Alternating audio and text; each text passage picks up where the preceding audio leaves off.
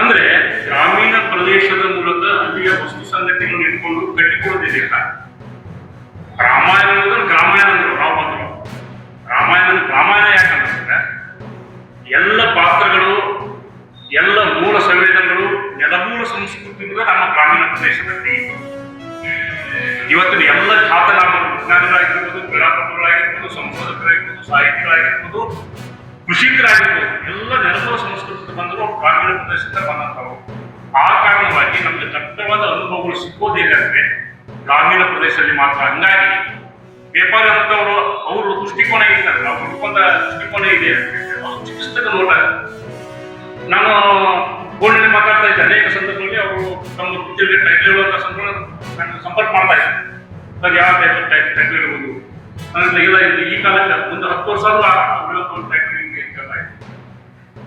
ಅವರ ನಂತರ ಮತ್ತೆ ಮೊನ್ನೆ ಒಂದು ಗುಡ್ರ ಸಂದರ್ಭದಲ್ಲಿ ನಾವು ಭೇಟಿಯಾದಾಗ ಅವ್ರನ್ನ ಒಂದು ಅರಸಿಬೀದಿ ಕರ್ಕೊಂಡು ಮಾಡಿ ಗುಡ್ರ ಹತ್ರ ಒಂದು ಅರಸಿಬೀದಿ ರಾಣಿ ಅಕ್ಕಾದೇವಿಯ ಒಂದು ಕಾಲಕ್ಕೆ ರಾಜಧಾನಿ ಆದಂಥ ಪ್ರದೇಶ. ಅಲ್ಲಿಂದ ಗೋಕಾಕವರೆಗೆ ಸಾಮ್ರಾಜ್ಯ ವಿಸ್ತಾರ ಮಾಡಿದ್ದು.